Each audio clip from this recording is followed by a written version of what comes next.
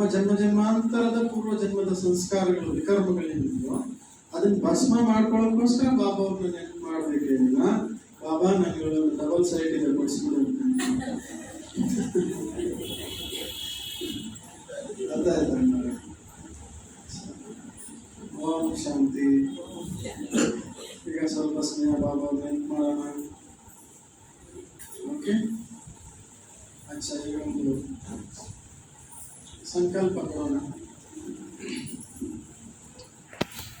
ನಾನು ಬೆಳಿಗ್ಗೆ ಒಂದು ಎಕ್ಸರ್ಸೈಸ್ ಮಾಡಿಸ್ಬಿಟ್ಟು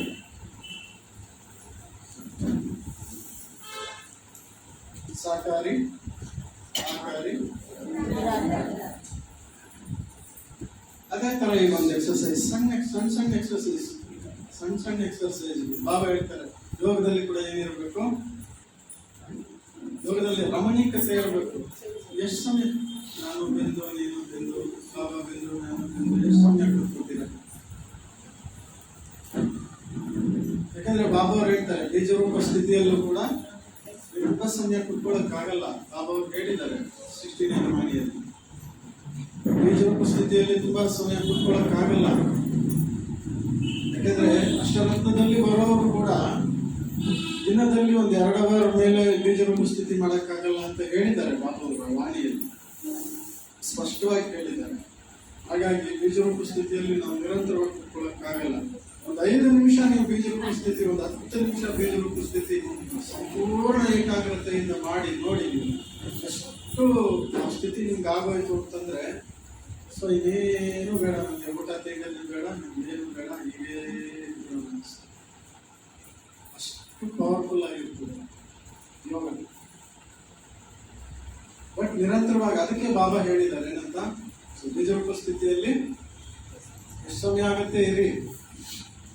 ಆಗ ತಕ್ಷಣ ಸಂಕಲ್ಪ ಬಂತ, ಮಧ್ಯದಲ್ಲಿ ಬೇರೆ ಅನ್ಯ ಸಂಕಲ್ಪಗಳು ಬಂತ, ತಕ್ಷಣ ಪರಿಷ್ಠ ಸ್ಥಿತಿಗೆ ಬಂತ.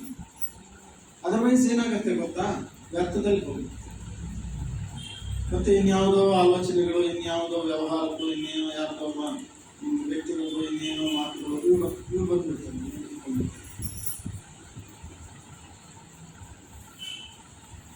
ಒಬ್ರಿಗೆ ಹೇಳ್ತಾ ಇದ್ರು, ನಾನು ಅಣ್ಣವ್ರೆ ಲೋಕದಲ್ಲಿ ನಾನು ಕೂತ್ಕೊಳ್ತೀನಲ್ಲ ಅಣ್ಣವ್ರೆ, ನಿಜವಾಗ್ಲೂ ನಾನು ಮಾಡ್ಬಿಡ್ತೀನಿ ಅಣ್ಣವ್ರೆ, ನನಗೇನು ನಮ್ಮ ಚೂರು ನಾನು ಎಲ್ಲಿದ್ದೀನಿ ಏನು ನಮ್ಗೇನು ನೆನಪಿರಲ್ಲ, ಅಷ್ಟು ಚೆನ್ನ ಹಂಗಾಗುತ್ತೆ. ಹೌದಾ, ಎಷ್ಟು ಒಳ್ಳೆ ಸ್ಥಿತಿ ಇದೆ. ಆಮೇಲೆ ನೋಡಿದ್ರೆ ನಿದ್ರೆ ಮಾಡುತ್ತೆ.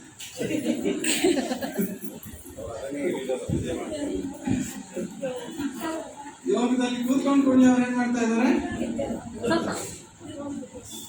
ನಿದ್ರೆ ಮಾಡ್ತಾ ಇದ್ದಾರೆ. ನಾನು ಎಲ್ಲಿದ್ದೀನಿ, ಏನ್ ಮಾಡ್ತಾ ಇದ್ದೀನಿ ಗೊತ್ತಾಗಲ್ಲ. ಹಾಗಾಗಿ ನೆಕ್ಸ್ಟ್ ಫರಿಷ್ಠ ಸ್ಥಿತಿ.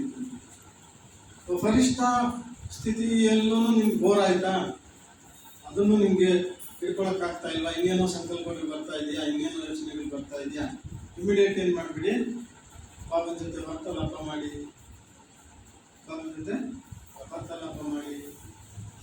ಸರಿ, ಬಾಬನ ಜೊತೆ ಮಾತಾಡ್ತಾ ಇದ್ವಾ, ಮತ್ತೆ ಸ್ವಲ್ಪ ಚೇಂಜಸ್ ಬೇಕನ್ನಿಸ್ತಾ, ಬಾಬನ್ ಯಾವ್ದಾನ ಪಾಯಿಂಟ್ಸ್ ವಿಚಾರಿಸೋಣ ಮಾಡಿ. ಈ 4 ಯೋಗನೇ ಅಂತ ಹೇಳಿದ್ದಾರೆ ಆ ವಾಣಿಯಲ್ಲಿ ಬಾಬು. ಲಾಸ್ಟ್ ಟೈಮ್ ಕೂಡ ನಾನು ಸರಿ ಹೇಳಿದ್ದೆ ಅನ್ಸುತ್ತೆ, ಹೊಸಬರಿದ್ದೀರ ಅದನ್ನು ಹೇಳ್ತೀನಿ. ನಂಬರ್ 1 ಬೀಜರೂಪ ಸ್ಥಿತಿ, ನಂಬರ್ 2 ಫರಿಷ್ಠ ಸ್ಥಿತಿ, ನಂಬರ್ 3 ವಾರ್ತಾಲಾಪ, ನಂಬರ್ 4 ವಿಚಾರ ಸಾಗರ. ಈ 4 ಪ್ರಕಾರಕ್ಕೂ ಕೂಡ ಯೋಗಗಳೇ ಬಾಬು ಸ್ಪಷ್ಟ ಮಾಡಿದ್ದಾರೆ. 4 ಯೋಗನೇ. ಯಾಕೆ? ನೀವು ಜ್ಞಾನದ ಚಿಂತನೆ ಮಾಡ್ತೀರಿ. ಯಾರು ಜ್ಞಾನದ ಚಿಂತನೆ ಮಾಡ್ತೀರಿ? ಬಾಬು. ಈಗ ಅಕ್ಕವ್ರು ನನಗೆ ಏನೋ ಮಾತು ಹೇಳಿದ್ದಾರೆ, ಆ ಅಕ್ಕವ್ರು ಹಿಂಗೆ ಹೇಳಿದ್ರು ಅಂತ ಆ ಮಾತಿನ ಬಗ್ಗೆ ನನಗೆ ಚಿಂತನೆ ಮಾಡುವಾಗ ನನ್ನ ಕಾಂಟ್ಯಾಕ್ಟ್ ಯಾರ ಜೊತೆ ಇರುತ್ತೆ? ಸೂಕ್ಷ್ಮವಾಗಿ ಅವ್ರ ಜೊತೆನೇ ಇರುತ್ತೆ. ಹಾಗೇನೆ ನಾನು ಬಾಬಾ ಚಿಂತನೆ, ಜ್ಞಾನದ ಚಿಂತನೆ ಮಾಡ್ತಾ ಇದ್ದೀನಿ ಅಂತಂದ್ರೆ ಜ್ಞಾನ ಹೇಳಿರೋದು ಯಾರು? ನನಗೆ ಬಾಬಾ. ನನ್ನ ಕನೆಕ್ಷನ್ ಸೂಕ್ಷ್ಮವಾಗಿ ಯಾರ ಜೊತೆ ಇರುತ್ತೆ? ಇದು ಯೋಗವೇ. ಆದ್ರೆ 4ನೇ ನಂಬರ್ ಯೋಗ. ಬಾಬನ ಜೊತೆ ಏನು ವಾರ್ತಾಲಾಪ ಮಾಡ್ತೀನಿ, ಇದು 3ನೇ. ಬಾಬನ ಜೊತೆ ಮಾತಾಡ್ತೀನಿ, ಇದು 3ನೇ ನಂಬರು. ಇನ್ನ ಫರಿಷ್ಠ 2ನೇ ನಂಬರು. ಬೀಜರೂಪ ಸ್ಥಿತಿ 1ನೇ ನಂಬರ್. ಆದರೆ ನಮ್ಮ ಎಲ್ಲ ಜನ್ಮಾಂತರದ ಸಂಸ್ಕಾರಗಳು ಭಸ್ಮ ಆಗೋದು, ನಮ್ಮ ಜನ್ಮಾಂತರದ ಸಂಸ್ಕಾರಗಳು ಭಸ್ಮ ಆಗೋದು, ಧರ್ಮರಾಜಪುರಿ ಶಿಕ್ಷೆಯಿಂದ ತಪ್ಪಿಸ್ಕೊಳ್ಳೋದು, ನಾವು ಪದವಿಗೆ ಯೋಗ್ಯರಾಗೋದು, ನಮ್ಮ ಸಂಸ್ಕಾರದಲ್ಲಿ ಪರಿವರ್ತನೆ ಬರೋದು ಎಲ್ಲ ಬೇಜಾರು ಸ್ಥಿತಿ,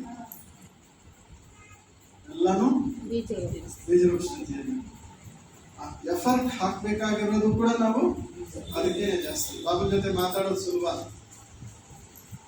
ಬಾಬಾ ಬಾಬಾ ಮಾತಾಡೋ ನಾವು ನೋಡ್ತಾರೆ ಬಾಬನ ಫೋಟೋ ಮುಂದೆ ಕೂತ್ಕೊಂಡ್ರೆ ಎಷ್ಟು ಆನಂದ.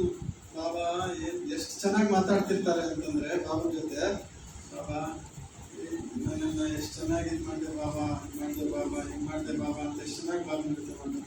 ಅದು ಯೋಗನೇ, ಅದು ಯೋಗನೇ, ಬಾಬನ ಜೊತೆ ಕನೆಕ್ಷನ್ ಇರುತ್ತೆ.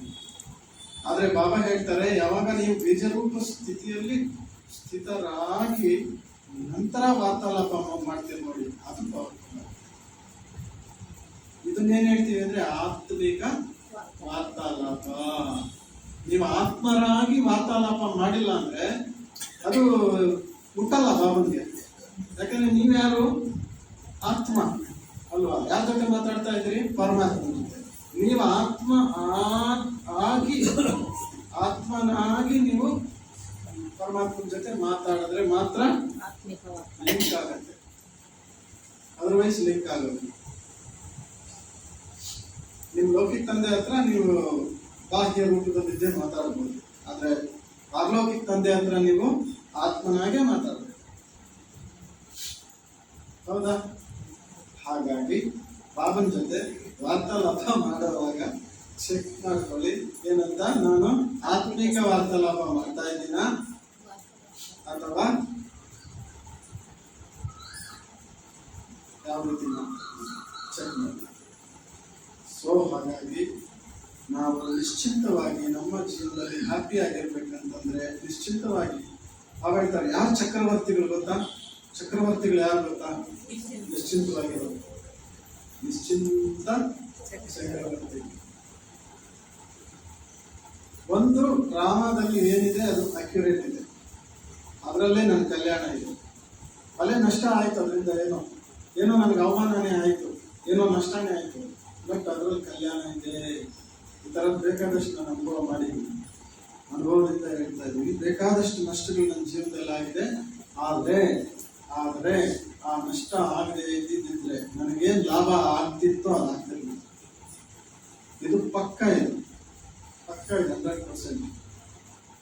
ಸೊ ವಿಘ್ನಗಳೇ ನಮ್ಮ ಉನ್ನತಿಯ ಮೆಟ್ಟಿಲುಗಳು. ಬಾಣ ಹಿಂದಕ್ಕೆ ಹೋಗ್ತದೆ ಅಂದ್ರೆ ಅರ್ಥ ಏನ್ ಗೊತ್ತಾ? ಬಾಣ ಹಿಂದಕ್ಕೆ ಹೋಗ್ತಾ ಇದೆ ಅಂದ್ರೆ ಹಿಂದಕ್ಕೆ ಹೋಗ್ತಾ ಇದೆ ಅಂತಲ್ಲ, ಅದ್ರ ಅರ್ಥ ಮುಂದಕ್ಕೆ ಹೋಗೋಕ್ಕೋಸ್ಕರ ಹಿಂದಕ್ಕೆ ಹೋಗ್ತಾ ಇದೆ ಅಷ್ಟೇ. ಬಾಣ ಹಿಂದಕ್ಕೆ ಹೋಗ್ತಾ ಇದೆ ಅಂದ್ರೆ ಹಿಂದಕ್ಕೆ ಹೋಗ್ತಾ ಇದೆ ಅಂತಲ್ಲ ಅರ್ಥ, ಮುಂದಕ್ಕೆ ಹೋಗೋಕ್ ರೆಡಿ ಆಗ್ತಾ ಇದೆ. ಹಾಗೆ ನಿಮ್ಮ ಜೀವನದಲ್ಲಿ ಏನೋ ಸಂಕಷ್ಟಗಳು ಬಂತು, ಏನೋ ವಿಘ್ನಗಳು ಬಂತು, ಏನೋ ಪರಿಸ್ಥಿತಿಗಳು ಬಂತು, ನೀವು ಹಿಂದಕ್ಕೆ ಹೋಗ್ತಾ ಇದ್ದೀರಾ ಅಂದ್ರೆ ಅದ್ರ ಅರ್ಥ ಏನಂದ್ರೆ ನಾನು ಹಿಂದಕ್ಕೆ ಹೋಗ್ತಾ ಇರೋದಲ್ಲ, ಅದು ಮುಂದಕ್ಕೆ ಹೋಗಕ್ ರೆಡಿ ಆಗ್ತಾ ಇದ್ದೀನಿ ಅಂತ. ಹೌದಾ? ಅನುಭವ ಮಾಡಿರ್ತೀರಲ್ಲ. ಈಗ ಯಾರೋ ನಿಮ್ ಕಾಲು ಎಳಿತಾ ಇರ್ತಾರೆ, ಹ್ಯಾಪಿ ಆಗಿರಿ. ಯಾಕೆ? ನಿಮ್ ಕಾಲು ಎಳೆಯೋರು ಎಲ್ಲಿರ್ತಾರೆ? ಕಾಲು ಕೆಳಗಡೆನೇ ಇರ್ತಾರೆ, ಹೌದಲ್ಲ? ಅವ್ರು ಕಾಲು ಎಳಿಬೇಕಂದ್ರೆ ಎಲ್ಲಿ ಬರ್ಬೇಕು? ನಿಮ್ ತಲೆ ಮೇಲೆ ನಿಂತ್ಕೊಂಡು ಕಾಲು ಎಳಿಯಕ್ಕಾಗಲ್ಲ, ಕಾಲ್ ಹತ್ರ ಬಂದ್ರೆ ಕಾಲು ಎಳಿಬೇಕು. ಹೌದಾ? ಕಾಲು ಎಳೆಯೋನು ಸದಾ ಕಾಲುಗಳಿಗೆ ತಾನೇ ಹ್ಯಾಪಿ ಆಗಿರ್ಬೇಕು. ಮೇಲೆತ್ತವನು ಯಾವಾಗ್ಲೂ ಮೇಲೆ.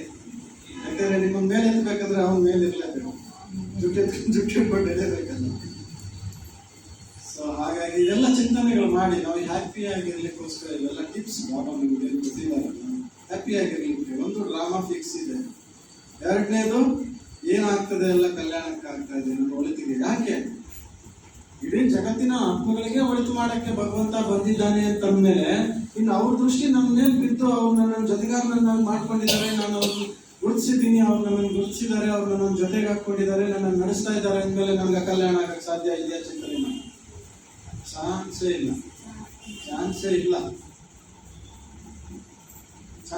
ಇಲ್ಲ. ಬಟ್ ಆ ಸಮಯದಲ್ಲಿ ನಿಮ್ಗೆ ಈ ನಾಲೆಡ್ಜ್